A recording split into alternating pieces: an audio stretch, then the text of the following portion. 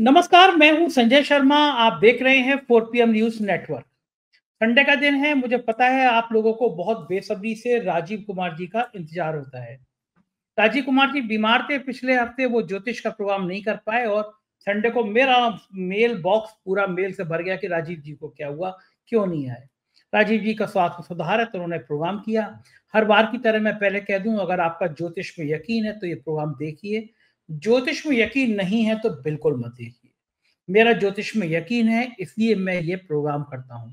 राजीव जी पढ़े लिखे हैं, पेशे से इंजीनियर हैं, लेकिन उन्होंने अध्यात्म की राह चुनी। उनकी कुछ भविष्यवाणियां गलत हुई हैं और काफी सही भी हुई हैं। तो ये आपका टेस्ट है, आप सुने या ना सुने। अब आज का जो शो था वो मेरे ख्याल से सबसे बेहतर शो में से एक था। ट्रंप को लेके क्या क्या भारत का रुख हो रहा है। मोदी जी जो दावा कर रहे थे, माई फ्रेंड ट्रंप, वो ट्रंप मोदी जी की क्या गत बनाने वाले हैं। राजीव जी के ने बताया कि कुछ गिरोह की चाल क्या है, ट्रंप का दुनिया में क्या असर पड़ेगा और ट्रंप की खुद की फजीयत कब होगी, ये भी राजीव जी ने गणना करके बता दी। और मजेदार बात राजीव जी ने कुंभ के मेले को लेकर की। कुंभ के मेले की कई धारणाओं को उन्होंने आज स्पष्ट किया। अजीब हो गया है कुंभ। महामंडलेश्वर, कोई एक फिल्म एक्ट्रेस हैं जो 22 साल एक ड्रग्स माफिया के साथ में रहीं, अचानक आई वो महामंडलेश्वर बन गई। एक महामंडलेश्वर अपने रथ पे बैठा के एक सन्यासिनी को ले जा रहे हैं, उस पर विवाद हुआ। ये जो महामंडलेश्वर है, संत जिनके हम चरणों में लौटते हैं, वो खुद ऐसे काम कर रहे हैं तो काय की आस्था। कुंभ आस्था का केंद्र होता है, राजनीति का केंद्र नहीं होता है। राजीव जी ने बहुत विस्तार के साथ बताया है। और ब्यूरोक्रेट, पहले ब्यूरोक्रेट बड़ा दूर रहते थे, उनका काम व्यवस्थाएं करना होता है। लेकिन हमारे यहाँ के ब्यूरोक्रेट, हमारे डीजीपी साहब मोदी जी की तरह माला जप रहे हैं। और एक प्रमुख सचिव इंडस्ट्री हैं आलोक कुमार जी, तमाम भ्रष्टाचार के उन पर आरोप लगे, वेंटिलेटर घोटाले के आरोप लगे। अभी कुछ महीने पहले योगी आदित्यनाथ ने उनकी फाइल पकड़ ली थी।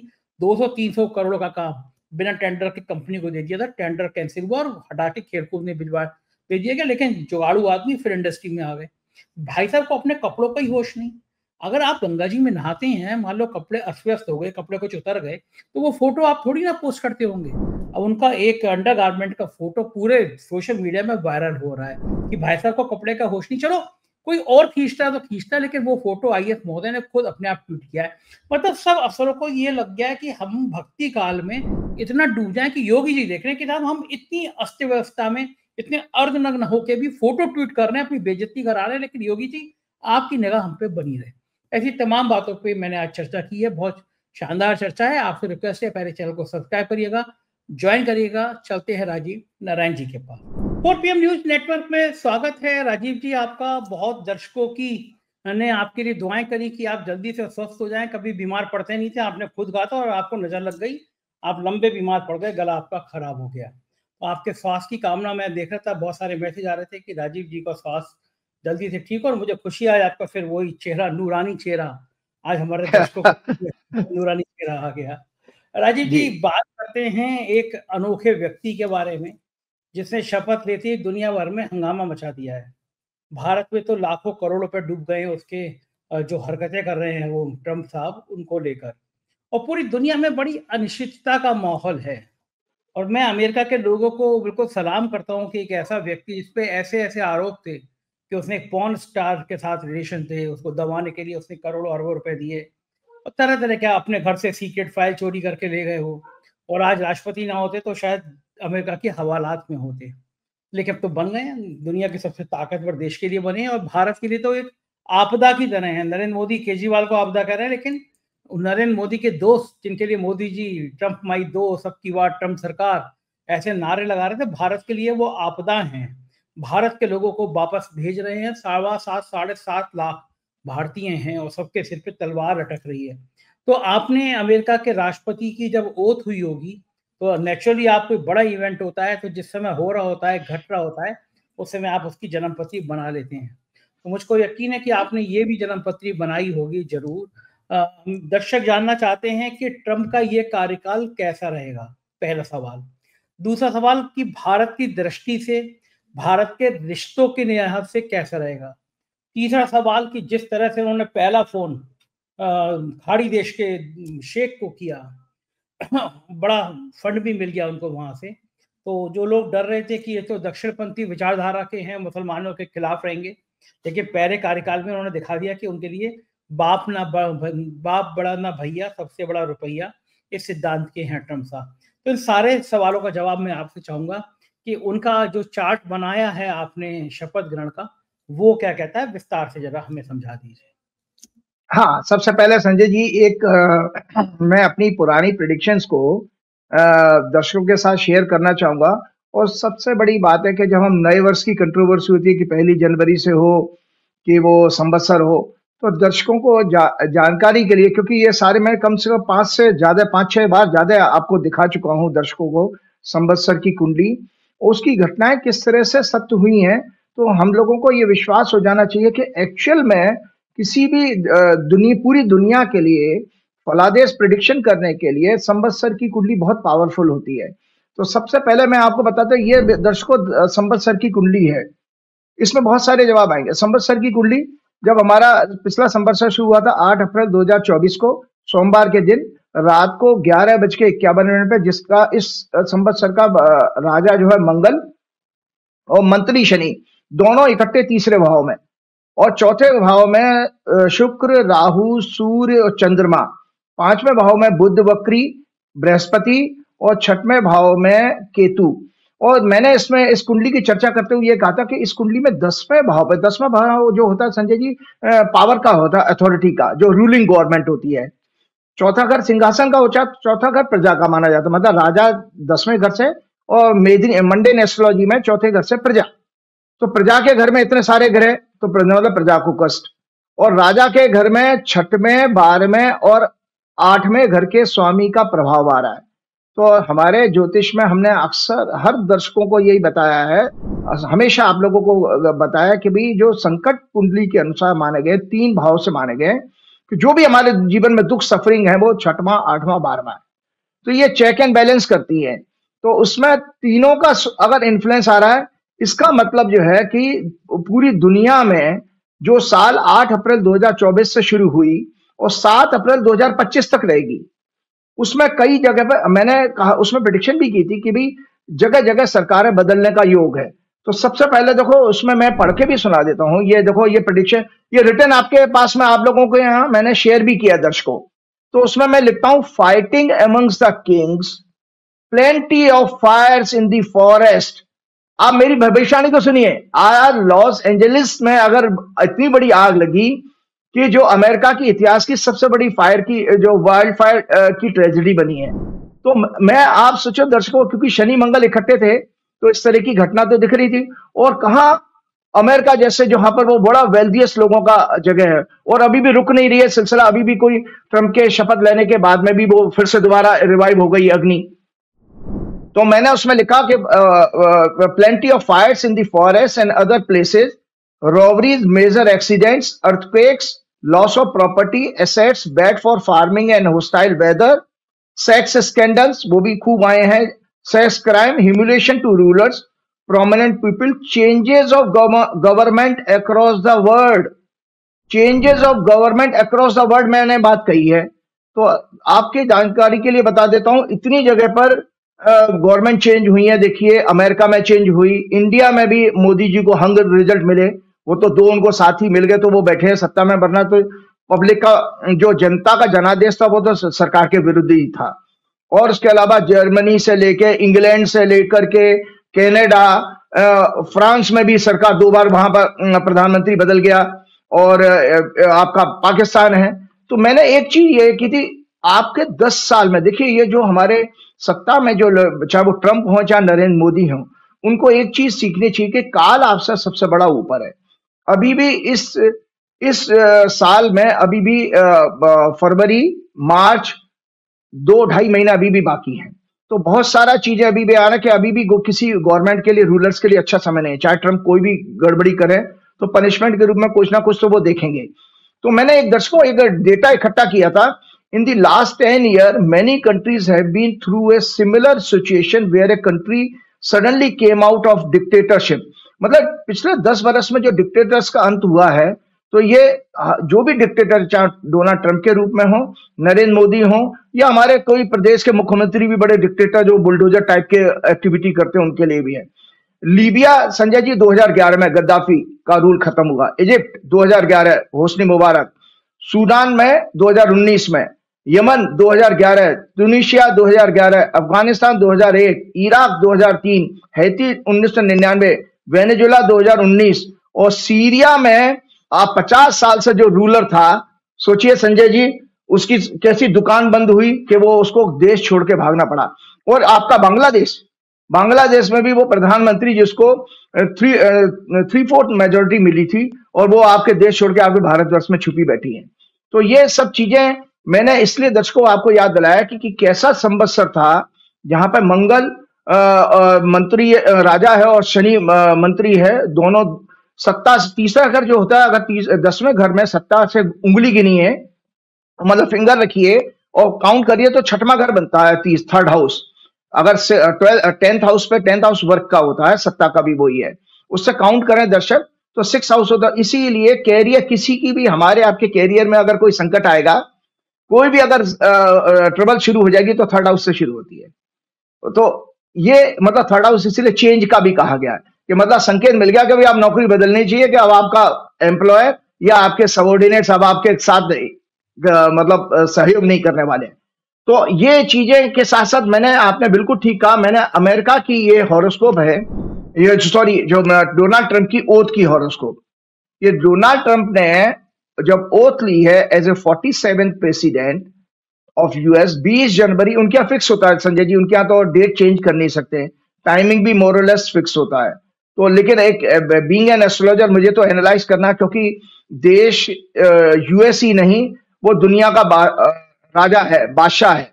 और सबसे बड़ी, हम आप जो है दिल्ली के इलेक्शन और पंजाब हरियाणा के इलेक्शन की बात करते हैं, वो दुनिया की पॉलिटिक्स को गवर्न करता। तो इसीलिए मेरे लिए, एक मेरे जैसे मंडेन एस्ट्रोलॉजी पे काम करने वाले व्यक्ति के लिए जरूरी था कि मैं डोनाल्ड ट्रंप की ओथ को देखूं और उसके ऊपर दर्शकों को एक प्रेडिक्शन के रूप में, प्रेडिक्शन करके क्या है, हम आप अवेयरनेस के लिए लेके आते हैं कि देखो ये चीजें कैसे घटती हैं। मैं इंडिया में बैठा हूं, हरियाणा के एक शहर में, और मैं अमेरिका की बात कर रहा हूं। सो ये उन्होंने जब ओथ ली थी, मेरे एक पत्रकार मित्र ने करेक्ट टाइम भेजा था संजय जी, उन्होंने 12:01:30 पे ओथ ली है। जब वो बाइबल पर हाथ उठा करके बोल रहे हैं, तो वो ठीक 12:01:30 वाशिंगटन डीसी का टाइम था। मेष लगन की कुंडली भी बनी दर्शकों, दूसरे घर में बृहस्पति, चौथे घर में वक्री मंगल, 6वें भाव में चंद्रमा केतु, और 9वें घर में बुध, 10वें भाव में सूर्य दिग्बली होता है 10वें भाव में, मकर संक्रांति के बाद ही हुई है।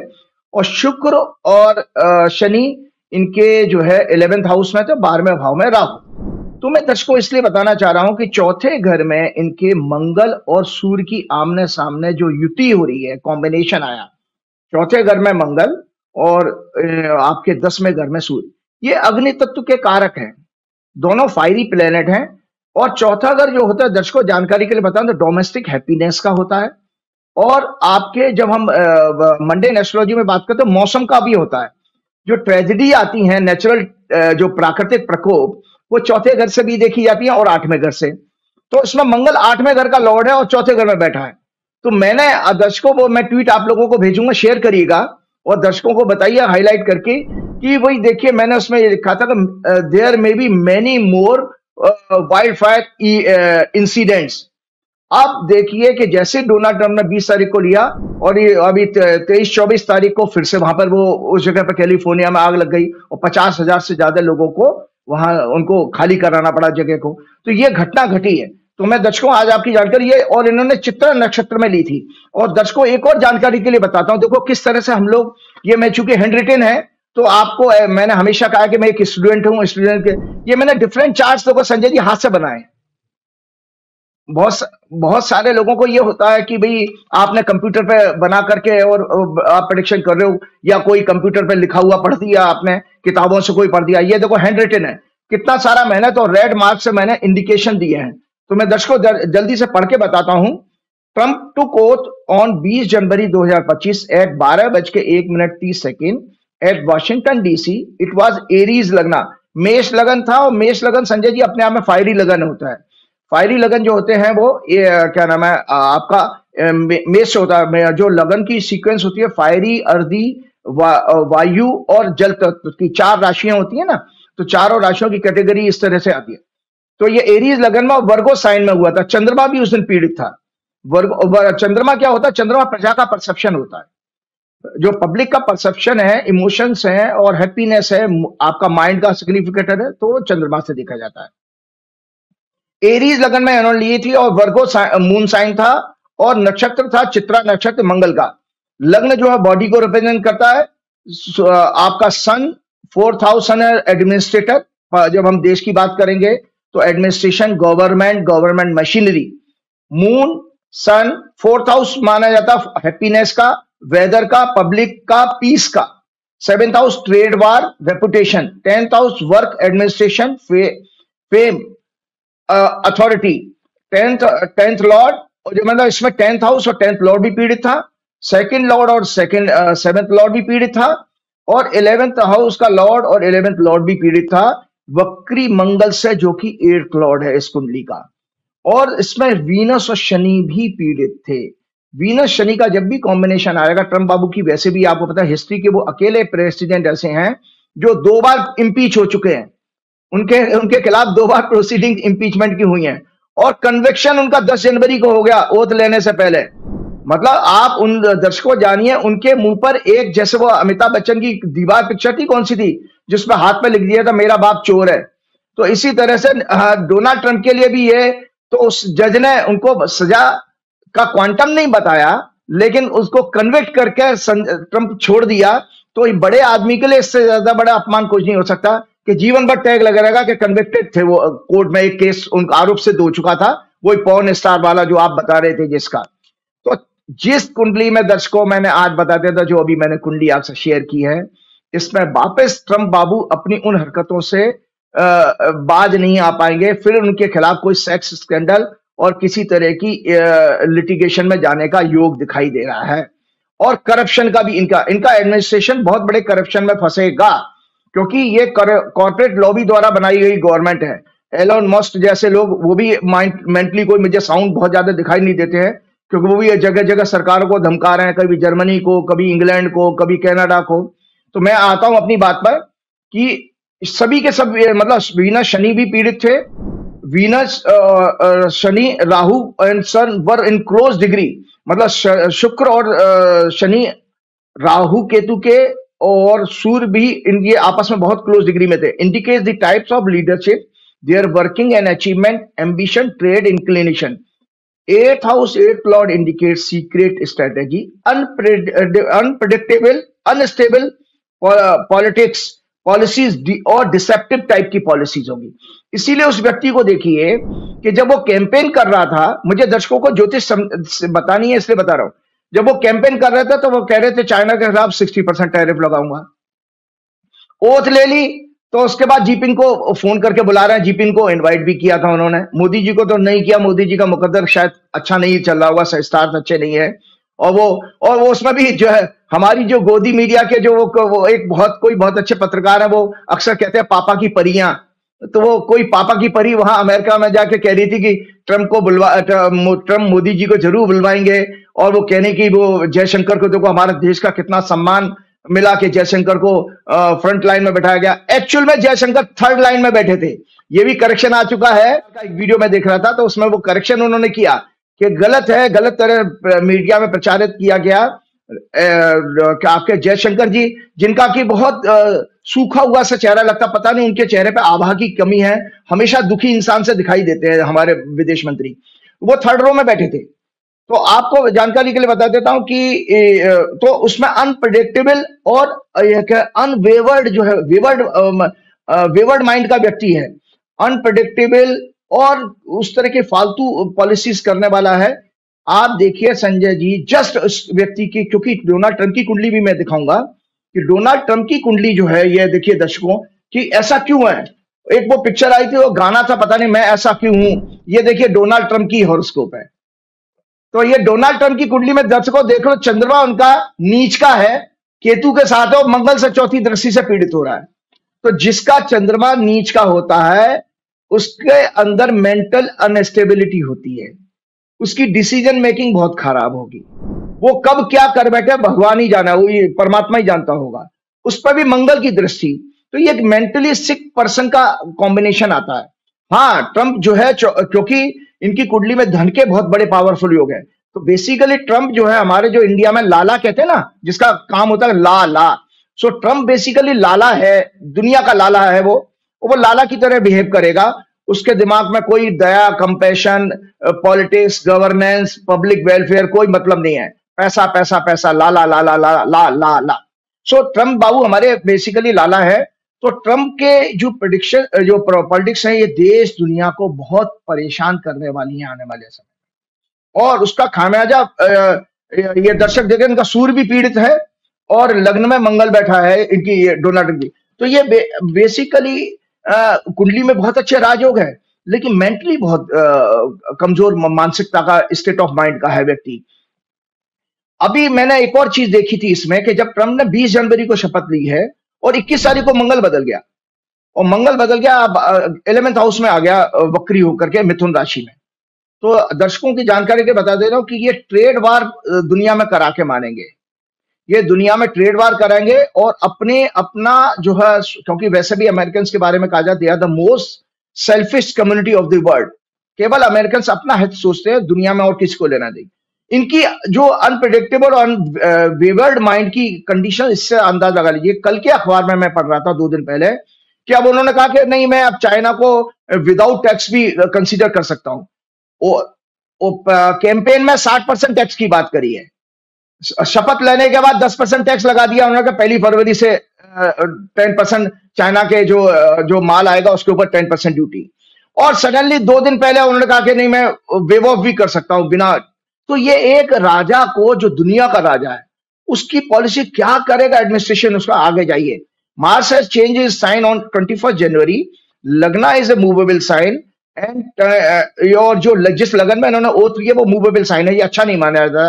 लेकिन चूंकि ट्रंप का कार्यकाल 4 साल का ही है, उसमें अब क्या चेंज होगा, लेकिन परेशानी जरूर आएगी इनको। मूवेबल साइन में इन्होंने ली, 10वां घर का Lord Shani will move into 12th house. इसी कुंडली में जो दर्शकों मैंने आपको अभी ओथ की बताई, शनि 12वें घर में जा रहे हैं 29 मार्च को। तो वहां से शनि का इस कुंडली का 10वें घर का 11th लॉर्ड है शनि। सत्ता में, इस सत्ता के बैठे हुए व्यक्ति के ऊपर कोई लिटिगेशन में, कोर्ट कचहरी में इनकी पॉलिसीज के खिलाफ बहुत सारे केसेस होंगे। मतलब इनकी जो पॉलिसी होंगी वो बैकफायर करेंगी और वो लिटिगेशन में जाएंगी, कोर्ट ऑफ लॉ में चैलेंज होंगी ज्यादातर पॉलिसी। सो ये अच्छा संकेत नहीं है। और यूएस का जो नेटल चार्ट है उसमें भी ये 8वें घर में जा रहा है। एक्चुअली में देखिए, जो ट्रंप जो जीत के आए, तो ये यूनाइटेड स्टेट की कुंडली है। तो यूनाइटेड स्टेट की कुंडली में शनि जो है 8वें घर में जा रहे हैं और राहु भी यहीं पर प्लेस है। और क्यों, इसलिए मैं बताया कि यूनाइटेड स्टेट की कुंडली में राहु में शनि की दशा चल रही है। तो देखिए, ये जो ट्रंप अगर जीत के आए हैं, तो इसमें दर्शकों में आपकी जानकारी के लिए बता रहा हूं, ये देश दुनिया नहीं, अमेरिकन पीपल का सबसे बड़ा क्या नाम है, ये सेटबैक होने वाला है। क्योंकि वो एक ऐसा पागल और अनस्टेबल माइंड का राजा देखने जा रहा है कि जो उनकी मेंटल पीस को, डोमेस्टिक हैप्पीनेस को खराब करके रखेगा। और ये Shani represents masses, employment, agriculture. It will remain for 30 months, मतलब 2.5 साल के लिए रहेगा। The people of US and world as a whole में, आगे मेरी प्रेडिक्शन सुन लीजिए दर्शकों, the people of US and world as a whole में see his tenure as an unpredictable, uncertainty, wavered policies which may be backfired, may be the cause of humiliation to him, his administration and people of US. His many decisions, tax policies, immigration policies may be challenged in the court of law. The people of US may see his tenure with unrest, unhappiness, violence, shooting incidents, terrorist activities due to bad law and orders. There may be many more wildfire tragedies, incidents, क्योंकि मंगल और शनि सूर्य का combination मैंने आपको बता दिया। Due to hostile weather, many more natural calamities with loss of lives and properties. He will work with ruthless and egoist attitude, क्योंकि मंगल सूर्य को देख रहा है, तो रूथलेस हो गया राजा और ईगोइस्ट हो गया, which may disturb the world market, trades, economy, local currencies, employment and general happiness. and peace. He may be charged with many corruption and sex scandals. The US people may suffer with mental health, anxiety, and depression disorder. The birth chart of US, which is a Leo Lagna with reference to transit and Dasha Rahu Shani, is also bad and confirm the prediction of above mentioned happenings. Trump has a mental instability with restless attitude. He is bipolar and megalomaniac है, जो इंसान अपने आप को चाहता है ना मैं भगवान हूं, उसने कह दिया कि भगवान ने गॉड ने मुझे बचाया क्योंकि अमेरिका को ग्रेट बनाना चाहता हूं, तो पार्शली वो मोदी जी जैसा ही स्टेटमेंट दिया था नॉन बायोलॉजिकल वाला. He is bipolar and megalomaniac personality. His moon is debilitated and afflicted with Rahu, Ketu and Mars. He will be a disaster. दर्शक सुन ले, फाइनल प्रेडिक्शन है. He will be a disaster in the current tenure for the people of US and the world as a whole. ये मेरी आज की prediction है दर्शक. एक बात और बता दीजिए, मोदी जी के साथ रिश्ते में, मोदी जी कहते हैं माय बेस्ट फ्रेंड, वहां पर उन्होंने नारा लगाया अब की बार ट्रंप सरकार, तो मोदी के साथ रिश्ते कैसे रहने वाले हैं ट्रंप के? देखिए, एक तो एक आदमी जिसका चंद्रमा नीच का है, राहु केतु के बीच में है, पीड़ित है, वो कब क्या बोल देगा, कब क्या कह देगा तो भगवान ही जानता, वो स्वयं भी नहीं जानता है. तो ऐसे मैं आपको बता रहा, ऐसे अनस्टेबल माइंड का आदमी. और दूसरा, ये इंडिया की कुंडली बता देता हूं, तो आपके प्रश्न का जवाब इसी में आ रहा है. यह भारतवर्ष की कुंडली है और ट्रंप ने जिस लगन में ओथ लिए वो भारतवर्ष की कुंडली का 12वां घर है. तो भारत के लिए तो यह बहुत खराब समय है. इसमें भारत के लिए ट्रंप का ये टेन्योर बहुत अच्छा नहीं रहने वाला. भारत के लिए बहुत सारी परेशानियां और टैक्स की लायबिलिटीज बढ़ाने वाला होगा भारत के प्रोडक्ट्स के ऊपर. और दर्शकों को जानकारी के लिए बता संजय जी, मुझे याद है मैंने अखबारों में भी पढ़ा था, टीवी पे भी देखा था कि जब ट्रंप जीत के आए थे, ट्रंप की जीत हुई थी, तो अपनी इंडियन ओरिजिन के कमला हैरिस की लॉस को लोगों ने सेलिब्रेट किया था, बीजेपी के अंधभक्तों ने, और जंतर मंतर पर हवन किया था ट्रंप की जीत का. आज वो अंधभक्त सारे मायूस हैं कि पता नहीं कितने, आप 7-7.5 लाख लोगों को कह रहे हो वो बाहर डिपोर्ट करना शुरू कर दिया. उसने तो करना भी शुरू कर दिया. अभी 1500 तो मिलिट्री प्लेन से डिपोर्ट करना शुरू कर दिया है. सो भारतीयों का नंबर है. और आपका जो विदेश मंत्री है वो कैसे सरेंडर कर गया अमेरिका के, जब मिनिस्टर ने उसको कहा कि भाई आपके आदमियों को हम जो है अनडॉक्यूमेंटेड हैं उनको हम भेज रहे हैं, तो ठीक है जी, ओके जी, हम ले लेंगे. सारी हेकड़ी निकल गई इनकी मोदी एडमिनिस्ट्रेशन की और मोदी जी के विदेश मंत्री की. ये वो विदेश मंत्री हैं जो राहुल गांधी कुछ कहते बड़े जोर शोर से ऊंची ऊंची आवाज में और बहुत बोलते थे, उनकी एकदम हालत ऐसी हो गई. हमारे उत्तर प्रदेश में वो चूसने वाला आम नहीं होता है, चूसने वाला, उनका चेहरा कुछ, हाँ, चेहरा कुछ ऐसा लगता है जैसा आम चूस करके आम चिपक जाता है ना, ऐसे ही, ऐसा उनका भी चेहरा कुछ ऐसे ही लो इन ऑरा है. उनकी तो पर्सनालिटी बिल्कुल एकदम क्या नाम है, ऑरा लेस है. तो ये अब वो ट्रंप के भक्त अंधभक्त जो मोदी जी के अंधभक्त क्या करेंगे कि जो हवन करके बैठे थे कि ट्रंप आ गए तो हमारे वारे न्यारे हो जाएंगे. तो ये जो भी अभी केसेस हैं, अदानी का केस हो या और भी केस हो या पन्नून केस है, इन सब में भारत को बहुत बड़ी ह्यूमिलेशन आने वाली है, क्योंकि भारत के लिए ये टेन्योर इनका अच्छा नहीं रहेगा. सबसे पहली बात है कि ट्रंप का जन्म का चंद्रमा भी पीड़ित है दर्शकों, और जिस दिन उन्होंने ओथ ली थी उस दिन भी चंद्रमा पीड़ित था, क्योंकि ज्योतिष में यही कहा गया फ्री विल क्या है, हम कम से कम अच्छा दिन तो चुन सकते हैं. अगर हमारे बर्थ चार्ट में कोई कमजोरी है तो हम अच्छा समय चुन करके उसकी कुछ प्रॉब्लम्स को कम कर सकते हैं. लेकिन वहां तो 20 जनवरी को बदला नहीं जा सकता. तो विधाता ने इसको, नेचर ने डिसाइड किया था कि एक बेसिकली मेंटली डिस्टर्ब आदमी को दुनिया की कमान समा दी है और वो सारी जगह पे डिस्टर्बेंस करेगा. वो रशिया को भी कह रहा है, उधर सऊदी अरब को कह रहे हैं कि भाई सऊदी अरब चाहे तो 1 मिनट में जो है रशिया यूक्रेन का युद्ध बंद हो जाएगा. वो सारा पेट्रोल का और गैस का कांड है. और जिस तरह से ट्रंप ने ये हरकतें की हैं कि अपने आप को WHO से विड्रॉ किया और आपका पेरिस जो एनवायरमेंट समिट थी उससे अलग कर लिया, कि कितने बड़ा डेंजर है ये नेचर के लिए और दुनिया की लोगों के हेल्थ के लिए. एक तो WHO में से विड्रॉ करने का मतलब है कि जितने भी हमारे भारतवर्ष में भी जो सामाजिक संस्थाएं हैं, जो उनको लोन मिलता था, फाइनेंशियल एड मिलती थी हेल्थ की पॉलिसीज के ऊपर, वो सब बंद हो जाएंगी. तो इस तरह का मतलब दुनिया के लिए बहुत खतरा है. सो भारत के लिए तो ये विशेष रूप से ज्यादा खतरे वाला समय है, क्योंकि भारत के जितने नागरिक हैं वहां पर रह रहे हैं, जिनके एम्बिशन थे, उन लोगों के बहुत सपने टूटने वाले हैं। बिल्कुल ठीक बात है।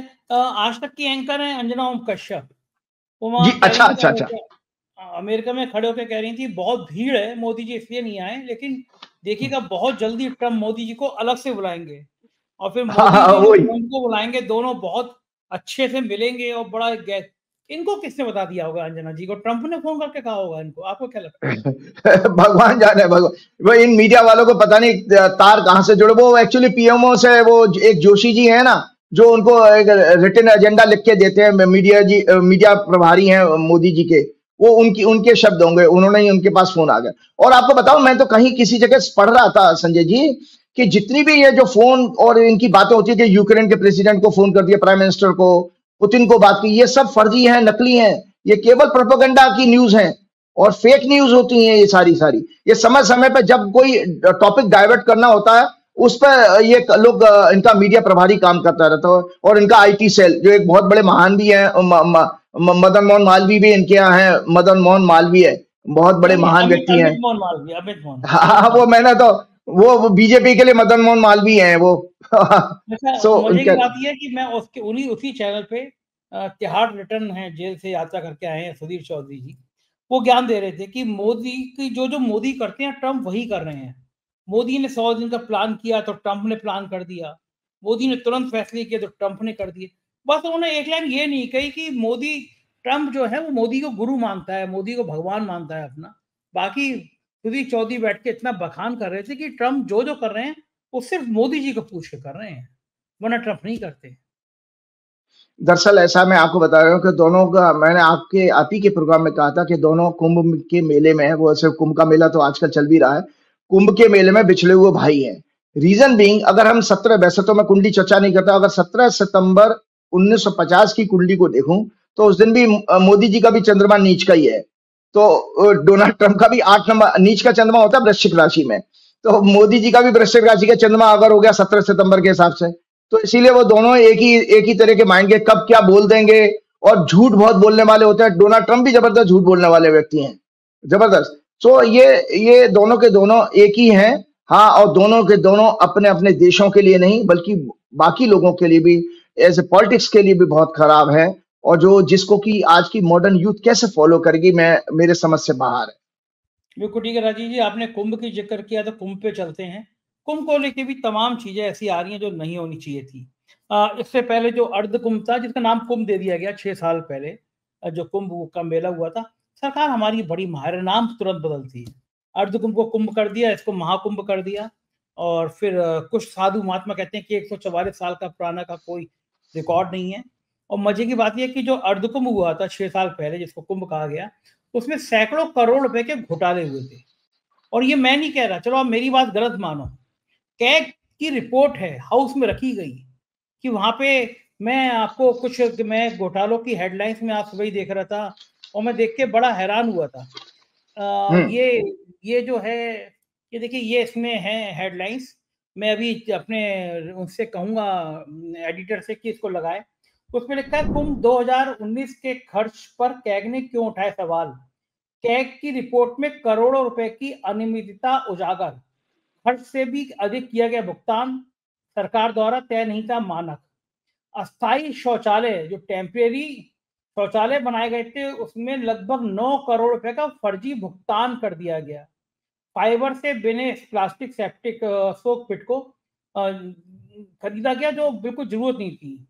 कुंभ मेला अधिकारी ने सीएजी की जांच एजेंसी को रिपोर्ट नहीं दी। आपदा राहत कोष में 65 करोड़ रुपए खर्च किए गए, नियमों के तहत अनुमति नहीं दी गई। ऐसे तमाम चीजें। और बड़ी मजेदार बात यह है कि जो मेला अधिकारी था राजीव जी, उसका नाम था विजय किरण आनंद। ये भाई साहब कई और विभागों में गए और भयंकर भयंकर घोटालों के आरोप लगे। आप सोचो, कैग ने रिपोर्ट रखी सदन में, होना ये चाहिए था। कुंभ मेले में बड़ा हिंदू धर्म की सरकार कहलाती है, कुंभ को बड़ा पाक मानती है, बड़ा पवित्र मानती है। तो कुंभ में अगर किसी मेला अधिकारी की घोटालों की रिपोर्ट कैग ने दे दी, तो उसको तुरंत सस्पेंड करके इसकी एक जांच करनी चाहिए थी। और ये होना चाहिए था कि एक दूध का दूध, पानी का पानी बाहर आ जाए। लेकिन मजे की बात ये देखिए कि उसी विजयकरण आनंद को इसका भी मेला अधिकारी बना दिया गया। मतलब जिसकी रिपोर्ट भ्रष्टाचार की कैग ने रखी वो ही मेला अधिकारी है इस कुंभ का। तो क्या कहा जाए राजीव जी, राम नाम की लूट मची है, लूट सके तो लूट, अंतकाल पछताएगा, प्राण जाएंगे छूट।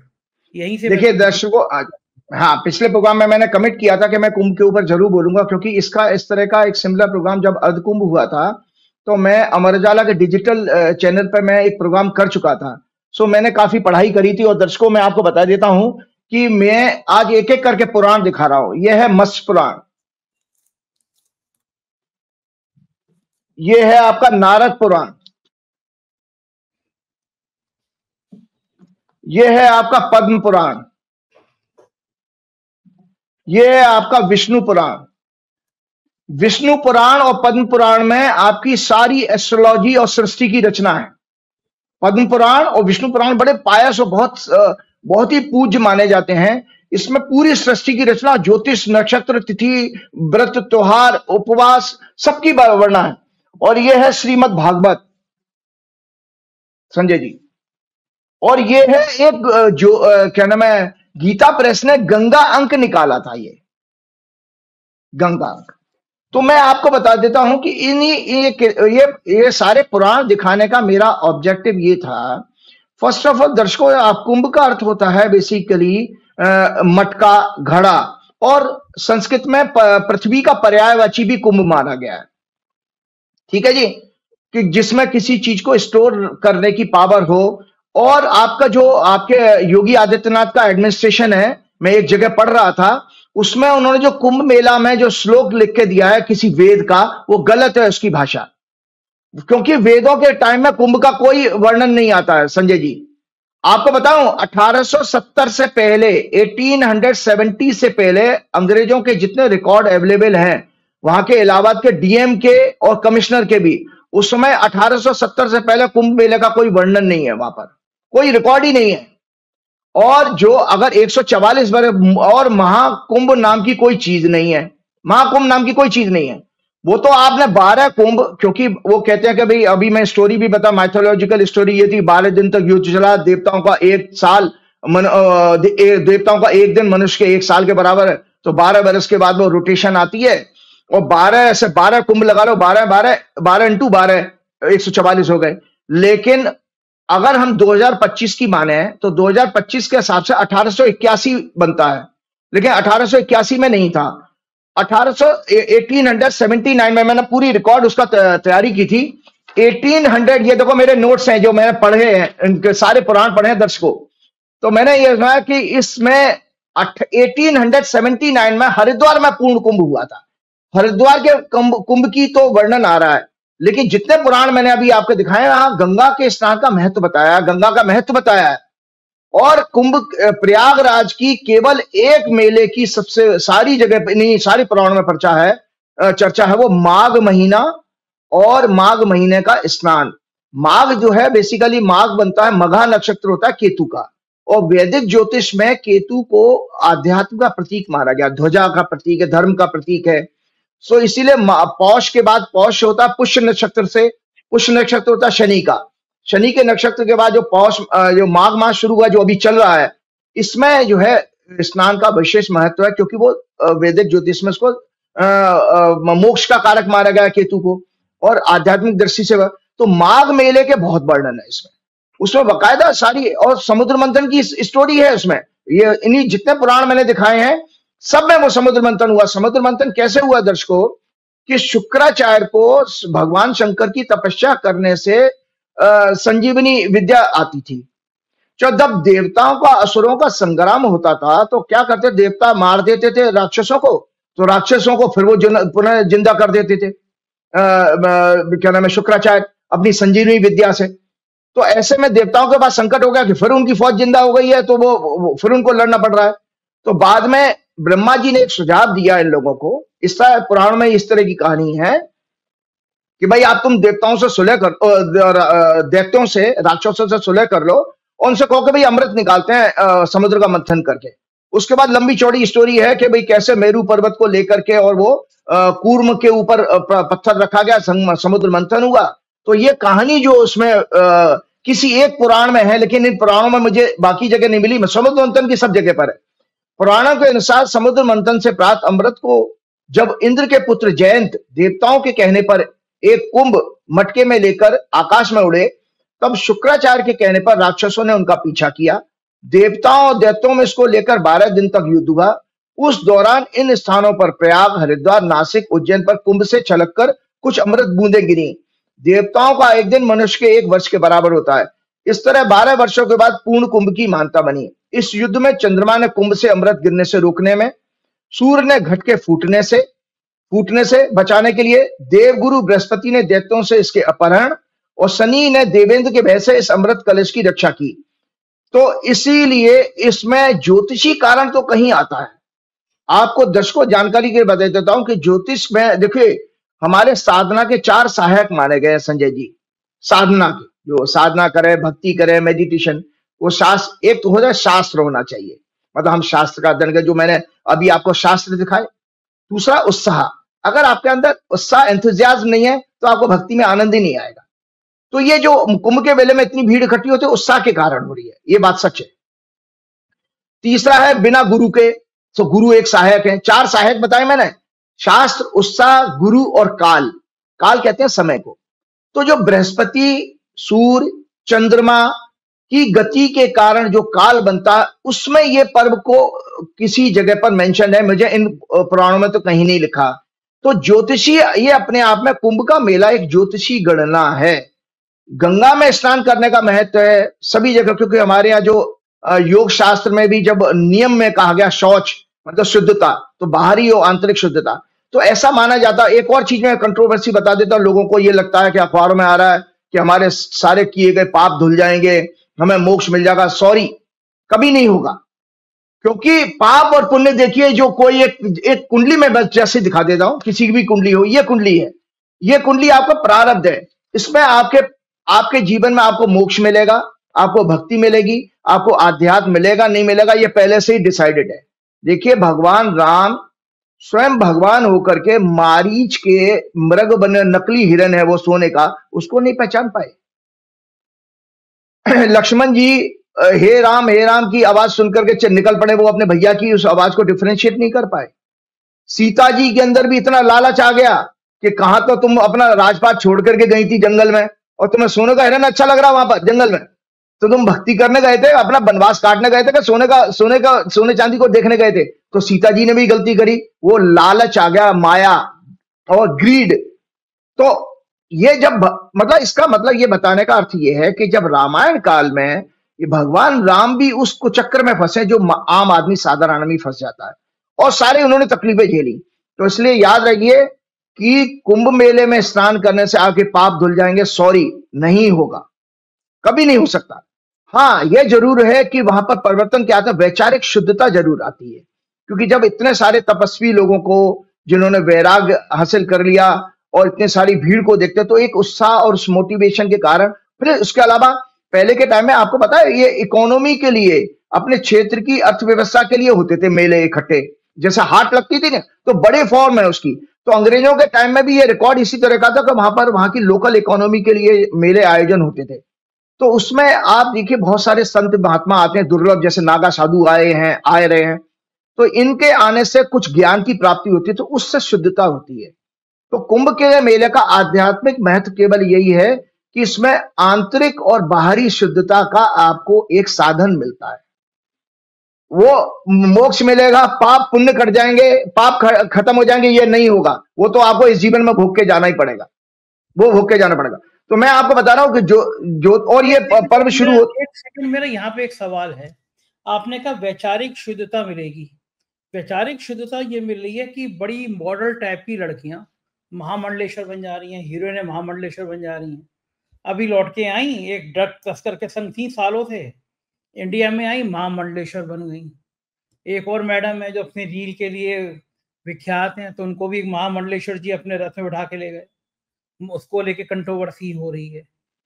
कुंभ की जो पवित्रता है, वहां रील बन रही है, कोई साधु चिमटे से मार रहा है, कोई त्रिशूल से मार रहा है, कोई एक माला बेचने वाली लड़की है वही सुर्खियों में है। तो ये विचारों की शुद्धता के लिए जाता है आदमी, ये महामंडलेश्वर जो विचारों की शुद्धता के लिए जाने जाते हैं, वो ये कर्म कर रहे हैं। बड़े बड़े नामी गिरामी संत महात्मा जिनको पूरा देश पूछता है, जो अंबानी की शादी में भी दिखाई दिए, जो प्रधानमंत्री के साथ दिखाई देते हैं, उनके टेंट जो उन्होंने लगवाए हैं, एक कमरे का 1 लाख, एक कमरे का 2 लाख, एक कमरे का 3 लाख, ऐसे ऐसे रेट हैं। जैसे कोई आदमी होटल बना रहा हो, होटल का रेट कर रहा हो, ये महात्मा कर रहे हैं। ये विचारों की शुद्धता है। हम इनको संत कहेंगे, इनको महंत कहेंगे, इनसे विचार लेने जाएंगे जो अपनी रथ पे सुंदर सुंदर बालाएं लेके घूम रहे हैं। ये क्या हो गया है राजीव जी, कहाँ हाँ, तो अभी उसका प्रश्न का जवाब भी आपका देता हूँ। कारण ये है, हमारी उसी मेथोडोलॉजी पे आ जाइए कि जब भी कोई इवेंट शुरू होगी तो उस समय क्या कुंडली बनी। तो आपके सारे प्रश्नों का जवाब ये है, मैंने ये पहले से प्रिपरेशन कर ली। ये दर्शकों कुंभ मेले के शुरुआत होने की कुंडली है। ये अनोखी गणना है, देखिए आपके सामने। कुंभ मेला 13 जनवरी 2025 को सोमवार के दिन सुबह 5:30 बजे का समय लिया। उसका कारण बता देता हूं दर्शकों कि जो पूर्णिमा तिथि थी उस दिन, आपकी पौष मास की पूर्णिमा थी। तो पूर्णिमा जब कोई भी तिथि कब बदलती है, चंद्रमा और जो है सूर्य जब एकदम क्लोज डिग्री में होंगे तो वो अमावस्या बनती है। और जब सूर्य चंद्रमा सूर्य से 12 डिग्री आगे हो जाता तो एक तिथि होती है संजय जी, एक तिथि, 1 डे। तो हमने उसमें 13 जनवरी को देखा कि 5:30 बजे पूर्णिमा शुरू हो रही है, ठीक 5:30 बजे। तो उसी समय स्नान हमने वो जन्म मान लिया। इस आपका सो कॉल्ड पूर्ण महाकुंभ का मैंने जन्म माना 13 जनवरी 5:30 बजे। वो खतरनाक कुंडली बनी है इसमें। इस कुंडली की चर्चा मैंने एक व्यक्तिगत रूप से किसी इलाहाबाद के एक्स कमिश्नर रहे हैं उनको चर्चा की थी, और मैंने चर्चा करते हुए मैं दर्शकों आज आपके सामने ये सत्य लेके आ रहा हूं। तो मैं नाम नहीं बताऊंगा। मैंने उनसे कहा, मैंने भाई साहब इस कुंभ मेले में दुर्घटना का योग है और जो है किसी तरह की आगजनी वगैरह का योग है, मैंने उनसे कहा। और उसके बाद वो टेंटों में आग लग गई। तो आग लग गई, उसके बाद उन्होंने मुझे याद किया, फिर हमारी बातचीत हुई, जबकि मेरा गला खराब था, मैं बात नहीं करता। बोले यार राजीव यार तुम कमाल हो यार। बोले कि आपने कहा था वहां तो 50-60 टेंट जल गए, और वो गीता प्रेस का पूरा टेंट जल गया, कई साधु संत रो रहे थे, उनका कैश रखा हुआ जल गया। तो दर्शकों इसलिए बता रहा हूं कि ये धनु लगन की कुंडली में सूर्य लगन में बैठा है, जो कुंडली बनी है जिसमें प्रयाग का महाकुंभ शुरू हो रहा है। धनु लगन की कुंडली में सूर्य और बुध लगन में, तीसरे घर में शुक्र और शनि, चौथे घर में राहु, 10वें घर में केतु, 6वें भाव में लगन का स्वामी इसका धनु का होता है बृहस्पति, 6वें भाव में बृहस्पति लगन का स्वामी, और 7वें भाव में चंद्रमा, और 8वें भाव में नीच का मंगल। तो आप देखिए इसमें आग जल, और मकर को अगले दिन ही, मकर संक्रांति के दिन सूर्य राशि बदल के 10 नंबर में आ गया था और सामने मंगल बैठा हुआ था। तो इस मेले में अभी भी दर्शकों आगजनी जैसे अनेक प्रकार के दुर्घटना का योग है। तो ईश्वर से प्रार्थना करूंगा प्रशासन पूरी अपने आप को मुस्तैद रखे, लोगों की जान माल के लिए हम भी प्रार्थना करेंगे। लेकिन इस कुंडली में जो आप जितनी बातें आपने की हैं, इस कुंडली में ग्लैमर, महिलाओं से संबंधित और भी नाना प्रकार के भोग विलासता की न्यूज हमेशा चर्चा में रहेगी। इस कुंडली का चौथा और 10वां घर पीड़ित है राहु केतु के कारण। तो इसमें इस महाकुंभ में आध्यात्मिक शक्ति नाम की कोई चीज नहीं होगी। ये केवल भोग विलासता और उसका आडंबर का करने वाला, प्रोपेगेंडा करने वाला कुंभ बनेगा, जिसकी की सोच केवल और केवल व्यापारिक होगी। क्यों कह रहा हूं ये बात कि 8वें भाव से नीच का मंगल शुक्र और शनि को देख रहा है, और शुक्र और शनि अनैतिक सेक्स का कारक है। शुक्र सेक्स का कारक है, शनि अनैतिकता का है। इसीलिए जिन महिला का आप वो बात कर रही थी, वो किन्नर अखाड़ा है, किन्नर अखाड़ा, उसमें वो हीरोइन, फिल्मी हीरोइन होती थी, वो महामंडलेश्वर बन गई हैं। और उनका गाना एक मुझे याद है, बड़ा पॉपुलर हुआ था, छत पे सोया था बहनोई, तने समझ के सो गई, राणा जी मुझे माफ करना। वो महिला महामंडलेश्वर हो गई हैं। तो आप लोगों को आशीर्वाद उनका प्राप्त करने का मौका मिलेगा। तो ये कुंडली में ही दोष है। ये कुंभ अपने आप में एक बहुत सारी नाना प्रकार की कंट्रोवर्सी का जन्म देगा। मौनी अमावस्या 29 तारीख को आ रही है संजय जी, जिस दिन एक आपका शाही स्नान होता है। शाही स्नान की कई डेट हैं जो दर्शकों को जल्दी से जानकारी के बता देता हूं। 14 जनवरी 13 जनवरी हो गया, 14 जनवरी का मौनी अमावस्या 29 तारीख, बसंत पंचमी 3 फरवरी, माघ पूर्णिमा 12 फरवरी और महाशिवरात्रि 26 फरवरी। 29 जनवरी का दिन अच्छा दिन नहीं है संजय जी, किसी प्रकार के फिर दुर्घटना का योग है, क्योंकि उस दिन चंद्रमा सूर्य इकट्ठे होंगे और मंगल उसको देख रहा है। तो ऐसे केसेस में ये अच्छा संकेत नहीं आता है कि कोई दुख का कारण ना बने। और मैं आपको सबसे बड़ी बात बता देता हूं कि इसमें, हाँ, तो जो ज्योतिष के लिए जल्दी से कॉम्बिनेशन बता देता हूं कि कोई जो कुंभ की जो शुरुआत सीक्वेंस जो ज्योतिषी गणना में गया, उज्जैन के बाद हरिद्वार के बाद प्रयाग और अंत में नासिक आता है। तो उज्जैन का कुंभ जब होता है, जब सूर्य जो है बृहस्पति सिंह राशि में होंगे और सूर्य जो है मेष राशि होंगे, सिंह राशि में।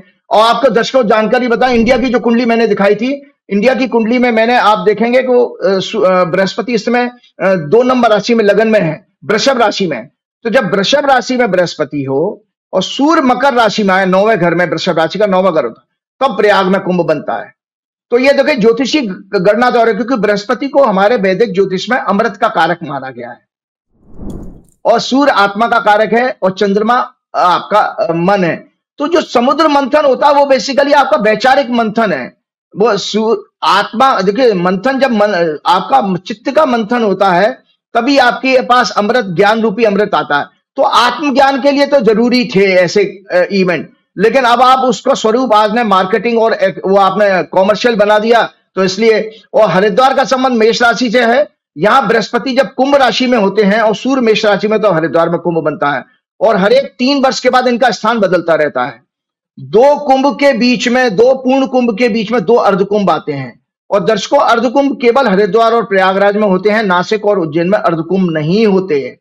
और नासिक में पूर्ण कुंभ जो है आपका जब होता है, जब बृहस्पति के सिंह राशि में प्रवेश करने पर और सूर्य के जो है सिंह राशि में प्रवेश करने पर आपके जो है नासिक का कुंभ आता है।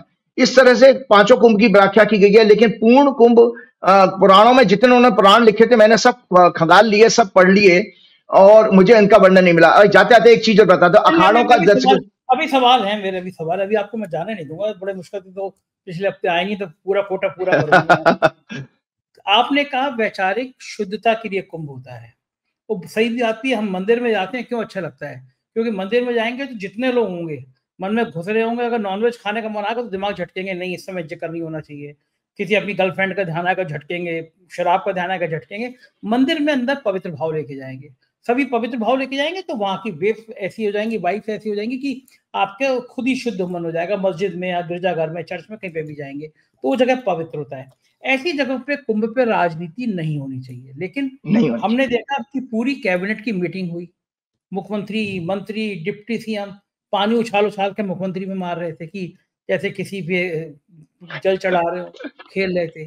और मैंने 1.5 महीने पहले कह दिया था कि आप देखना, जब जैसी जिस दिन दिल्ली चुनाव की तिथि घोषित हुई, उसी के अगले दिन या उसके 1 दिन बाद मैंने शो किया, मैंने कहा आप लिख के रख लीजिएगा, प्रधानमंत्री 5 फरवरी को ही कुंभ में आएंगे। जिस दिन वोट पड़ रहे हो और प्रधानमंत्री जी अकेले नहा रहे हो, बड़े तरह के नौटंकी कर रहे हो और ड्रोन कैमरे लगे हों और सब गोदी मीडिया उस दिन भर प्रधानमंत्री का स्थान दिखाएगी, जिससे दिल्ली में कुछ लोगों के मन मस्तिष्क पे असर पड़ जाए। बिल्कुल बिल्कुल बिल्कुल। मीटिंग हो रही है, मुख्यमंत्री सब मंत्री दूसरे पानी उछाल रहे हैं, राजनीति तो है कैबिनेट की मीटिंग, राजनीति तो कई तो पटल है, प्रधानमंत्री उस दिन आ रहे हैं जिस दिन दिल्ली में। तो क्या इन लोगों के मन में क्या कुंभ के प्रति वैचारिक शुद्धता का भाव नहीं आया कि कम से कम यहाँ राजनीति की बातें नहीं होनी चाहिए, यहाँ कैबिनेट नहीं होनी चाहिए, यहाँ प्रधानमंत्री को दिल्ली वाले वोटिंग देने आना चाहिए? ये क्या कुंभ के प्रति सच्ची श्रद्धा है, पवित्रता है ये राजीव जी? कतई नहीं, जीरो। मैं आपको दर्शकों बता देता हूँ, जल्दी से एक नॉलेज की बात बताता हूँ। अखाड़ों का फॉर्मेशन कैसे हुआ? कुंभ आस्थाओं का संगम है, परंपराओं का सागर है। भारतीय सनातन धर्म के वर्तमान स्वरूप की नींव जो है आदि शंकराचार्य रखी। तो पूर्व काल में मंदिर में जाने वाले भक्तों को या उनकी धन संपत्ति को लोग लूट लेते थे, लुटेरे। उसके लिए जैसे जो अखाड़ा शब्द होता है वो पहलवानी का अड्डा होता है। तो अखाड़ों की स्थापना शंकराचार्य जी ने की थी और मुख्य रूप से 13 अखाड़े हैं हमारे देश में। तो उन अखाड़ों में जो है नागा साधुओं के भी अलग अलग तरीके के जो निवस्त्र होकर के रहते हैं और शिव के उपासक होते हैं, उनको नागा साधु माना गया है। तो 13 अखाड़े इसलिए बनाए गए थे कि मंदिरों को प्रोटेक्शन देने के लिए और आपके भक्तों को प्रोटेक्शन देने के लिए। तो आपके जो 13 अखाड़े शंकराचार्य, और इन अखाड़ों में योग विद्या वगैरह और उनकी शस्त्र विद्या ये सब सिखाई जाती है। तो 13 प्रमुख अखाड़े हैं, निरंजनी अखाड़ा, जूना अखाड़ा। जूना अखाड़ा में आपके सबसे बड़ी परंपरा में आते हैं आपके नागा साधु, और उसके बाद वो है इनका महानिर्वाण अखाड़ा, श्री अटल अखाड़ा, आह्वान अखाड़ा, आनंद अखाड़ा, श्री पंचाग्नि अखाड़ा, नागपंथी गोरखनाथ अखाड़ा जिसके कि आपके योगी आदित्यनाथ मानने वाले हैं, वैष्णव अखाड़ा, उदासीन पंचायती अखाड़ा, श्री उदासीन नया अखाड़ा, श्री निर्मल पंचायती अखाड़ा और निर्मोही अखाड़ा जिसकी की स्थापना 1720 में रामानंदाचार्य ने की थी। नागा साधु कोई वस्त्र न पहनने के कारण शिव भक्त नागा साधु दिगंबर भी कहलाते हैं, अर्थात आकाश ही जिनका वस्त्र है। वस्त्र के स्थान पर ये पूरे शरीर में धूनी की राख लपेटे होते हैं। ये केवल शाही स्नान के समय ही श्रद्धालुओं को दिखाई देते हैं। ये सामान्यतः हरिद्वार और दूसरे तीर्थों के दूर दराज इलाकों में जनजीवन से दूर कठोर अनुशासन में रहते हैं। कहा जाता है कि दुनिया कितनी भी परिवर्तित हो जाए परंतु ये शिव और अग्नि के भक्त साधु इसी रूप में आपको दिखाई देंगे। तो मेरा कहने का मतलब यह है कि जहां तक आपने उनकी जो बात की आपने पॉलिटिशियंस की, तो मैं जल्दी से एक बात शेयर करना चाहता हूं कि आपके आदित्यनाथ जी अभी दिल्ली में आए थे तो कुछ वहां पर भी वो बोल के गए हैं, और उनके किसी पत्रकार ने उनसे पूछा था कि भाई अगर मुसलमान कुंभ के मेले में आना चाहें तो वो आप कहते हैं आदित्यनाथ जी कि नहीं, सनातन परंपराओं को मानने वाला तो कोई भी आ सकता है। अब भाई आप कौन होते हैं सनातन? पहले तो आपको सनातन परंपराएं आती भी हैं कि नहीं आती भगवान जाने, लेकिन आप कौन होते हैं कि कौन आएगा कौन नहीं आएगा? ये तो भक्त की स्वेच्छा से लोगों को आना चाहिए, आप नहीं डिसाइड कर सकते। तो एक इन्होंने महोदय ने, हमारे मुख्यमंत्री महोदय ने एक बयान दिया था कि India will be run by Ram's tradition not Babar's. Ram के मतलब जो नीतियां हैं उसके हिसाब से देश चलेगा। तो मैं बताना चाहता हूं आदित्यनाथ जी जो रामचरितमानस के उत्तरकांड के अनुसार एक ढोंगी केसरिया कपड़े पहनने वाले संत या योगी हैं, जिन्हें ना तो संस्कृत भाषा इतिहास का ठीक से ज्ञान है, ना सनातन धर्म के धर्म शास्त्रों की समझ है और ज्ञान है। मुझे तो दुख लगता है कि कैसे संत संघ और कुछ अंधभक्त ऐसे नकली बाबाओं में देश का भविष्य ढूंढने लग जाते हैं, जिन्हें सनातन धर्म का टॉर्च बियरर समझने लगते हैं। संत का अर्थ है वैराग्य, जो मैंने पुराण उपनिषद आपको दिखाए हैं। संत का अर्थ है वैराग्य, जिससे वो कोसों दूर हैं, क्योंकि वो सत्ता रूपी माया से चिपके हुए हैं। अनेक अधर्म के कार्य कर रहे हैं, जैसे प्रजा में भेदभाव, सदैव हिंसा की बात करना, निंदा करना, झूठ बोलना, उपहास उड़ाना, भ्रम फैलाना। आदित्यनाथ जी को जानकारी होनी चाहिए कि बाबर जो को इस देश में किसने बुलवाया था? एक हिंदू राजा ने, जो अपने पड़ोसी राजा को सबक सिखाना चाहता था। और जब बाबर यहां आया उसने देखा कि यहाँ के हिंदू राजा बेहद स्वार्थी और लालची हैं, सदैव आपस में लड़ते रहते हैं, एक दूसरे के प्रति षड्यंत्र करते रहते हैं। तब उसने यहाँ पर शासन करने का और देश को गुलाम बनाने का निश्चय किया। उसके भी शासन में कई हिंदू सेनापति और राजा थे। जहां तक राम के ट्रेडिशन की बात है तो आदित्यनाथ जी को रामायण और रामचरितमानस का गहन अध्ययन करके राम को जानना होगा। राम दया, करुणा, प्रेम, सहयोग, प्राणी मात्र के कल्याण का चिंतन करने वाले थे। राजा होते हुए सदैव मर्यादा, मॉडेस्टी का पालन करने वाले थे। सत्य, अहिंसा, भेदभाव न करने वाले, सदैव धर्म का पालन करने वाले, अहंकार, असत्य, पाखंड से, ढोंग, क्रोध, अन्याय से कोसों दूर, एक संत, योगी, तपस्वी, वैरागी की तरह विनम्रता से शासन करने वाले थे राम। जो राम को ये कहते हैं कि उन्होंने क्यों राम ठाकुर थे तो इसने ठाकुर मान लिया, जबकि राम की कोई ठाकुर जाति नहीं थी। ठाकुर शब्द वहां पर जो क्षत्रिय, छत्र से क्षत्रिय शब्द निकला है। हमारे वेदों के अनुसार और पुराणों के अनुसार कोई जातियां नहीं थी। उन्होंने कभी किसी का धोखे से शासन पर कब्जा नहीं किया, अपने राज्य का विस्तार नहीं किया राम जी ने। जबकि आदित्यनाथ सदैव कटेंगे तो बटेंगे, बुलडोजर, चुनावों में प्रशासन की मदद से छल कपट के द्वारा जीतने की सोच रखने वाले हैं। सदैव एनकाउंटर की हिंसा वाली सोच को भी इनको रखते हैं। इन्हें रामायण में राक्षसों और देवताओं के गुणों के अंतर का ज्ञान होना चाहिए। राम राज्य में प्रजा कैसे सुखी रहती थी ये समझ होनी चाहिए। राम राज्य, राजा वेदों के अनुसार शासन करने वाला, अपने महिमा मंडन, सेल्फ प्रमोशन, ग्लोरिफिकेशन से कोसों दूर, छल कपट, पाखंड, निंदा, असत्य और हिंसा, प्राणी मात्र या प्रजा में जाति धर्म के आधार पर भेदभाव न करने वाला होता था। वह सदैव सत्य, अहिंसा, सहयोग, प्रेम, सौहार्द, बिना भेदभाव के प्रजा के कल्याण का चिंतन करता था।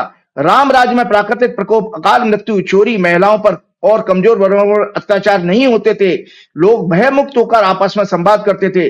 राजा की नीतियों पर प्रश्न चिन्ह लगाकर उनसे उनका विरोध कर सकते थे लोग, रोग महामारी नहीं आते थे, ब्राह्मणों आचारों का सम्मान होता था, सभी वर्ग प्राणी सदैव प्रसन्नचित्त और आनंदित रहते थे।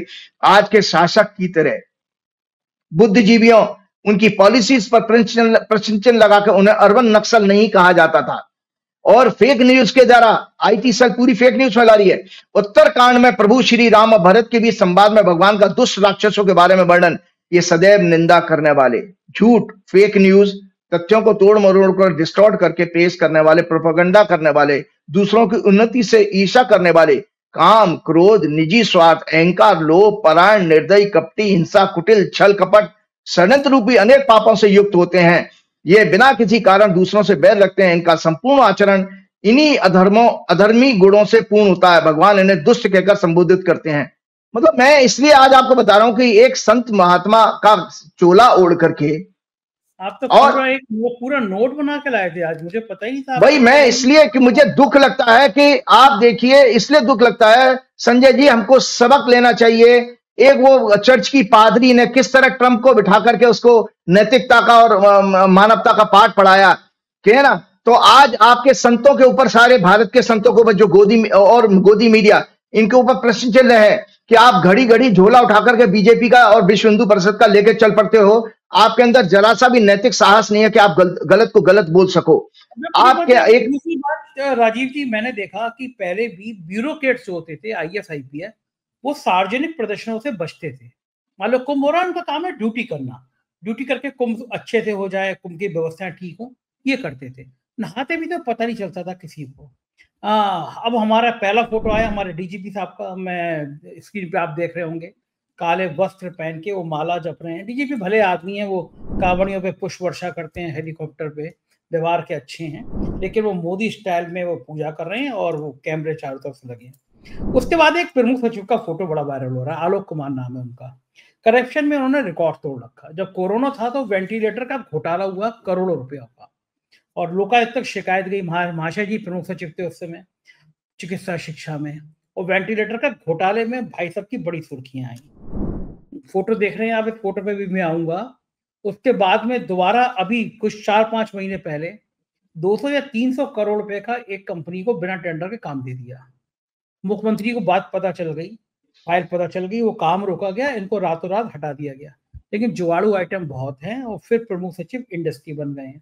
जिन्होंने इतना बड़ा घोटाला किया वो प्रमुख सचिव इंडस्ट्री बन गए। और ये फोटो जो है, ये फोटो बड़ा लोग सोशल मीडिया पे वायरल कर रहे हैं कि आदमी अपने वस्त्र तो देखता है कि चलो अगर नहाते समय कपड़े थोड़े बहुत खिसक गए तो वो फोटो पोस्ट थोड़ी ना करता है। इन्होंने खुद ही ट्वीट वो पोस्ट कर दिया कि इनका अंडरगारमेंट खिसक रहा है।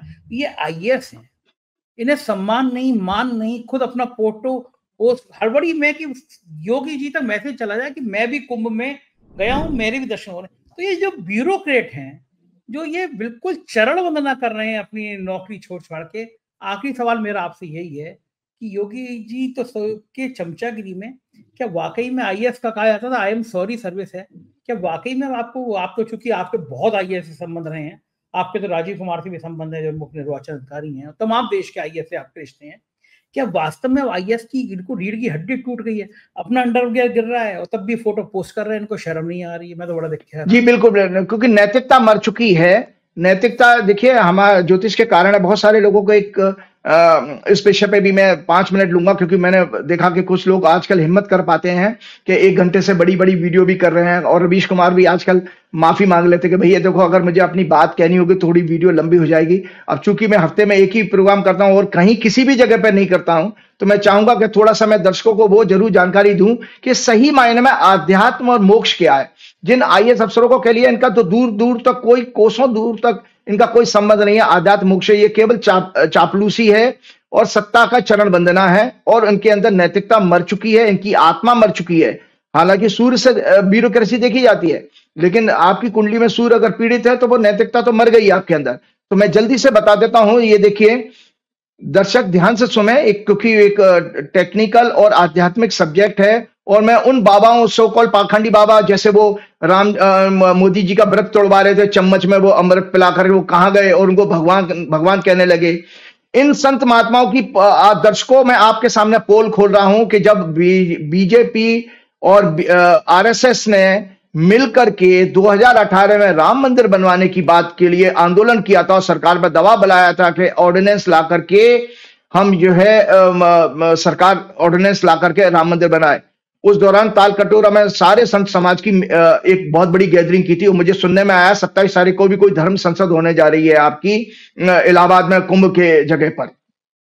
मैं दर्शकों इनकी असलियत बता देता हूं, किसी भी संत महात्मा की भविष्यवाणी सच नहीं हुई। ये एकमात्र हनुमान जी का भक्त है जिसने सरेआम टीवी चैनल पर एबीपी न्यूज पर रूबिका लियाकत मेरी एंकर थी और जब किसी बीजेपी संघ के एक सिंपैथाइजर ने मुझसे पूछा कि तो मैंने कहा कि राम मंदिर मार्च 2019 के बाद ही बनेगा, इससे पहले नहीं बन सकता। ये सोशल मीडिया पे प्रेडिक्शन मेरी अवेलेबल और मैंने प्रोग्राम भी किए थे बाद में उसमें। तो इसलिए मैं आपको बोलता क्योंकि काल की गणना में जानता हूं तो मुझे पता था कि देश की कुंडली में ये योग दिख रहा है तो मंदिर बनेगा ही। अब उसमें क्रेडिट दे रहे हैं, वो चम्मच से उनको खिला रहे हैं। तो मैं आता हूं असली विषय पे, आध्यात्म और उसके, क्योंकि एक ये विषय मैं 3 किताबें दिखाता हूं संजय जी, ये जीवन में दुर्लभ है। मतलब कोई भी ज्योतिषी लोग किताबें पढ़ते हैं ना, देखिए ये किताबें पढ़ी है हमने, research yogis destiny and wheel of time, ये के.एल. राव जी की बेस्ट बुक है। अगर किसी को ज्योतिष में अगर महारत हासिल करनी है आध्यात्मिक दृष्टि से तो इनमें पूरा सार है। दूसरी किताब है dips into divinity, astrology and history. तीसरी किताब है, ये बड़ा सेट है जो राव साहब जिंदगी में दोबारा नहीं लिख सकते, astrology destiny and wheel and time. ये ऐसी किताब है क्योंकि राव साहब चूंकि अनमैरिड थे, आज 94 ईयर की एज हो गई उनकी, और उन्होंने पूरे देश के सारे संत महात्माओं के अखाड़े और उनके दर्शन भी किए, एक सब दुर्लभ संतों के। तो उन्होंने उनके बारे में ज्योतिषीय एनालिसिस भी की है कि किसी और मेरे जैसे व्यक्ति को 3 बार मौका मिला था। हमने स्पिरिचुअल कॉम्बिनेशन क्या होते हैं कुंडली में, कैसे देखा जाए कि मुझे आध्यात्मिक प्राप्ति सुख की प्राप्ति होगी कि नहीं होगी, ये मैं आराम से आपको बता सकता हूं। तो छोटा सा ज्ञान मैं देता हूं क्योंकि इन ब्यूरोक्रेट्स को भी समझना चाहिए कि तुमको कुछ नहीं ऐसा आध्यात्मिक शक्ति प्राप्त होने वाली है, बल्कि आप अपमान का कारक बनोगे, सरकार के लिए भी, अपने परिवार के लिए भी, अपने खानदान के लिए भी। तो to become somebody is the demand of the ego in us. It wants to identify itself different from others. In this struggle to become somebody, ये टू बिकम समबडी है ना, chief secretary, DGP. In this struggle to become somebody, we sacrifice our inner peace, love, and ignore our spiritual presence. Many a time we start imitating someone. In this process, we forget to live our own life and spoils our present period. To be nobody. महर्षि रमन्ना क्या कहते हैं? अगर आपको आध्यात्म की दृष्टि से आगे तरक्की करनी है तो you should practice nobody. To be nobody, first recognize that we are not the body. Body is a product of Panchtattva, nature, and is an image in our thoughts. We live with this image and expect others to accept this image exactly the way we have conceived it. And we want others to appreciate, honor, love, and respect. Every night in deep sleep, we lose this image and stay as nobody. आप रात को जब सो जाते हो तभी तो आप nobody हैं। कोई आप कौन से चीफ सेक्रेटरी, कौन से डीजीपी आपको पता ही नहीं है, तो वहां पर आपको ब्लिस स्टेट की फीलिंग होती है, आनंद की अवस्था की प्राप्त होती है, जिसको रिलैक्स बॉडी का। Hence we feel bliss in this absence of this image. Through the practice of meditation, कैसे मिल सकता है आध्यात्म? Through the practice of meditation and detachment, when we consciously discourage the image in ourselves and remain as nobody, and we obtain the freedom from ego. According to Maharshi Ramanna, the state of being nobody is the state of wakeful sleep. चैतन्य अवस्था कहते हैं। भगवान कृष्ण ने गीता के 12वें अध्याय के 12वें श्लोक में कहा है, भगवान कहते हैं कि देखो ये कैसे हम आध्यात्मिक आपको शक्ति प्राप्त हो सकती है। Knowledge is better than practice, chapter 12 का श्लोक number 12। Knowledge is better than practice. Without discernment, meditation on God is superior to knowledge. Meditation is superior to God, is better than knowledge. और जो knowledge is better than practice, practice कहा गया rituals को। Rituals कौन से कहे गए हैं? यही जो आपने कुंभ के मेले में नहाना है, सारे लोग पगला रहे हैं, या आप काले कपड़े पहन रहे हैं, माला दिखा रहे हो, ये रिचुअल्स है। भगवान ने कहा ये सब थर्ड क्लास है, ये लोएस्ट है। इससे बेटर है आप नॉलेज गेन करिए। नॉलेज से भी गेन करना कहते हैं मेडिटेशन, ध्यान लगाओ। उससे भी बेटर भगवान ने क्या कहा है, and renunciation of the fruit of action is even superior to meditation, and for peace immediately follows the renunciation. मतलब जैसे ही आप त्याग की भावना ले गए हो, फलेच्छा छोड़ देते हो, तो आपके अंदर तुरंत पीस आ जाती है। तो ये आध्यात्मिक शरीर भगवान ने इसीलिए 4 प्रकार के भक्त बताए संजय जी, आर्थ, अर्थार्थी, जिज्ञासु और ज्ञानी। तो भगवान कहते हैं आर्थ कौन होते हैं, जो हमेशा दुखी रोते रहते हैं, और अर्थार्थी जो हमेशा धन की कामना करते रहते हैं, जैसे आपके ये ब्यूरोक्रेट्स सो कॉल्ड डीजीपी फलाना दिखाना पॉलिटिशियन ये वो, और जिज्ञासु जो भगवान को जानने की और अपने आप को जानने की इच्छा रखता हो। आपके अंदर एक फायर भी अगर शुरू हो गई, मैं कौन हूं यार, मैं क्या कर रहा हूँ, अच्छा कर रहा हूँ बुरा कर रहा हूँ मुझे नहीं पता, ये जिज्ञासु कैटेगरी है, ये बेटर है। और ज्ञानी जिसने स्वयं को और भगवान को जान लिया, जो कि महर्षि रमन्ना ने कहा नोबडी। जिस दिन आपके अंदर ये नॉलेज आ जाए I am nobody, I am nothing, मैं तो किसी भी क्षण जा सकता हूं, तो ये नोबडी की फीलिंग आना, वो भगवान ने कहा वो सर्वश्रेष्ठ है, वो मुझे सबसे ज्यादा प्रिय है। जो मनुष्य आत्मा के रहते, देखिए इसीलिए मैंने कहा भगवान कहते हैं कि संसार में केवल 3 तत्व हैं, जीव, जगत और परमात्मा। जगत कहते हैं प्रकृति को। जब जीव संसार को जानने का प्रयास करता है तब कर्म कहलाता है, जब जीव परमात्मा को जानने का प्रयास करता है तो भक्ति कहलाती है, और जब हम स्वयं को जानने की चेष्टा करते हैं तो ज्ञान कहलाता है, जब हम स्वयं को जानने की चेष्टा करते हैं। और यही अवस्था स्टेट ऑफ अवेकनिंग है, जो मनुष्य आत्मा के रहते रहते परमात्मा की सत्ता को पहचान लेता है, अर्थात उसका साक्षात्कार कर लेता है, वह महान आत्मा, सिद्ध पुरुष, योगी या ब्रह्मवेता कहलाता है। अब आप कुंभ में नागा साधुओं के उनके पास जा रहे हैं, ढूंढिए कि कौन है ऐसा व्यक्ति जिसने जीते जी परमात्मा को जान लिया है। वो फिर वो पाखंड में नहीं फंसेगा, फिर वो लड़कियों को अपने रथ में नहीं बैठाएगा, वो फिर वो मीडिया को बाइट नहीं देगा, इंटरव्यू देगा ही नहीं, वो कहेगा, वो फक्कड़ ही रहेगा, क्योंकि वो सब से दूर ऊपर चला जाएगा। धार्य इति धर्मा, परमात्मा को जानना, मानवता की रक्षा करना, मानव मूल्यों को धारण करना ही धर्म का स्वरूप है। और धर्म के 10 लक्षण कहे गए हैं। इसी के साथ प्रोग्राम समाप्त करना चाहूंगा। अगर 10 लक्षण में से कोई भी नहीं है आपके अंदर तो आप अधर्मी ही कहलाओगे, कितने ही बड़े आदमी हो, कितने बड़े पैसे वाले हो। वो धर्म के 10 लक्षण है, धैर्य, क्षमा, विद्या, सत्य, अहिंसा, क्रोध ना करना, मन को वश में करना, चोरी ना करना, करप्शन जो है चोरी ना करना। आप बैठे आप IAS IPS करप्शन कर रहे हो तो चोरी तो कर रहे हो, अधर्मी तो हो ही गए। और बाहरी और आंतरिक शुद्धि, और लास्ट में इंद्रियों को कंट्रोल करना। Basically dharma are the ethical laws of nature, geopolitical, society, constitution of country, justice. धर्म मानवता को, समाज को जोड़ता है। धर्म जो है मानवता और समाज को जोड़ता है, जबकि फेथ और संप्रदाय कि तू हिंदू है, तू मुसलमान है, तू ईसाई है, तू सिख है, ये समाज को बांटते हैं। तभी तो हम बटे हुए हैं। हमारी सबसे बड़ी दौलत, आपको मैंने इसलिए बात कही थी, हमारी सबसे बड़ी दौलत हमारे विचार या बुद्धि है। विचारों से ही कोई देवता बनता है और विचारों से कोई राक्षस बनता है।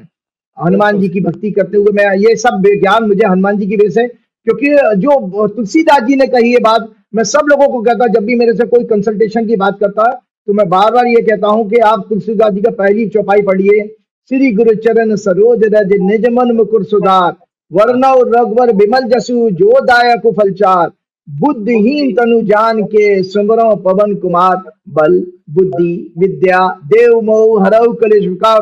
लास्ट में कह गए कृपा करऊं गुरुदेव की नाई। जय श्री राम। बहुत बहुत शुक्रिया, बहुत बहुत शुक्रिया राजीव जी, बहुत बहुत शुक्रिया। ये थे राजीव नारायण जी, और मुझको यकीन है कि आपको ये चर्चा पसंद आई होगी।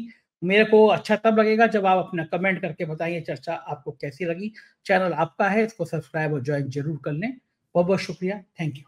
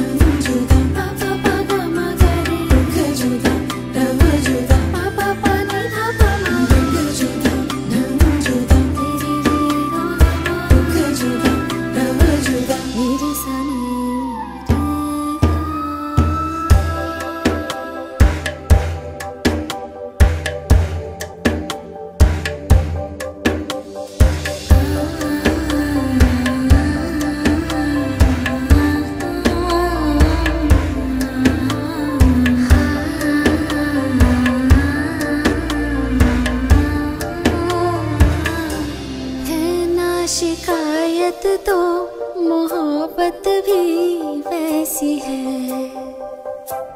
दिल में रिवाजों की सजावट है, इबादत है।